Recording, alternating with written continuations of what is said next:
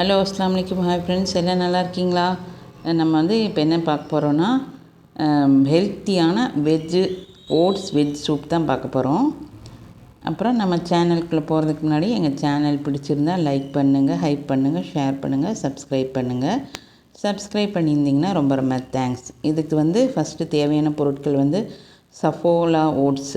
எந்த ஓட்ஸ் இருந்தாலும் நீங்கள் வந்து ஒரு கப் எடுத்துக்கலாம்.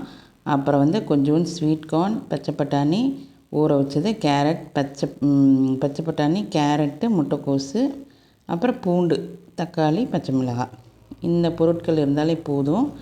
ஃபஸ்ட்டு வந்து இந்த இதெல்லாம் வந்து க்ளீன் பண்ணி வச்சுக்கலாம். ஸ்வீட் கார்ன்லாம் வந்து அந்த உதிரியாக எடுத்துகிட்டு, அப்புறம் வந்து ஃபஸ்ட்டு பட்டர் போட்டு செஞ்சாலும் செய்யலாம், இல்லாட்டி நீங்கள் அப்படியே கூட வந்து செஞ்சுக்கலாம். ஃபஸ்ட்டு வந்து பச்சை பட்டாணி ஊற வச்சதும் அப்புறம் ஸ்வீட் கார்னும் போட்டு ஒரு சவுண்டு விட்டு எடுத்துக்கலாம்.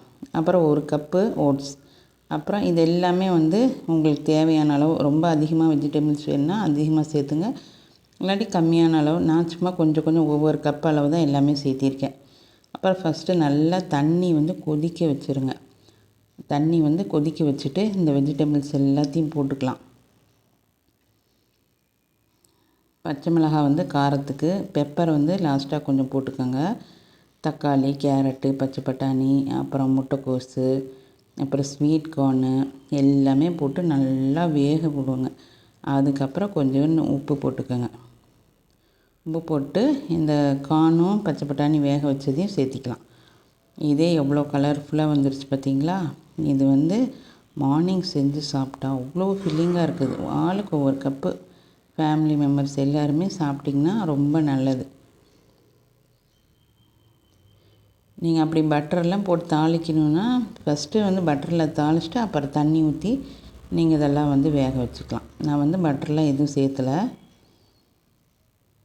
அப்புறம் இந்த ஓட்ஸ் வந்து கொஞ்சமாக போட்டிங்கனாலே நல்லா நிறைய வந்துடும். பொதுன்னு நல்லா உபரி ஆயிரும். அதனால் வந்து உங்களுக்கு தேவையான அளவு பார்த்து சேர்த்திக்கிங்க. பாருங்கள், இது கொஞ்சம் நேரத்தில் வெந்துருச்சு. எல்லா காய் வந்து ஃபுல்லாக வந்து குக் ஆகணுன்ட்டு இல்லை, ஒரு ஆஃப் குக் ஆகினாவே போதும் எல்லாமே.